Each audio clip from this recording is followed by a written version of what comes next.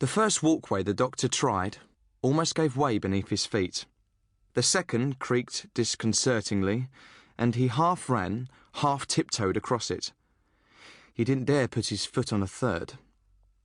He decided to enter the nearest tower and descend to ground level. An easy task, as he found a building with a carpeted staircase. It had been a hotel. The robot porters were all gathered by a large, dead recharging station in the lobby, puzzled expressions stuck on their mechanical faces. The ground outside was metal, a broken-down moving pavement. It was littered with shards of glass and scrap metal, chunks of material that had fallen from the surrounding buildings after winter storms, or as whatever held them up there corroded away. The city had been carefully designed so that sunlight streamed over every building and down to every level. The sun was low in the green sky now, though. All that light meant weeds and grass had thrived, poked through holes in the concrete.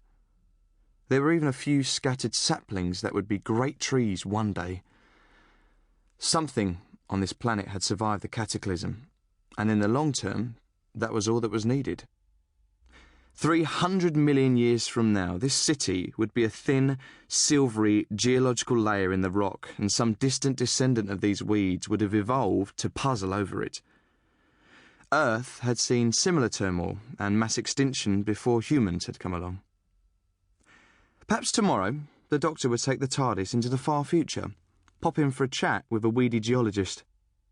The doctor stopped, turned. Something had caught his eye. A line of footprints in a patch of dirt. Whoever had made them had 6 toes on each bare foot. He hadn't anticipated anyone else being here. The implications of having company were all worrying. The doctor looked around.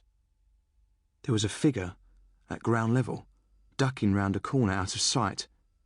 The doctor clambered over to where the movement had been. A pile of burned-out air cars blocked the other end of this passage. The doctor looked straight up at the perfectly smooth, vertical sides of 100-story buildings. It was hard to see how anyone could have got away. The figure he'd seen must have been a trick of the light.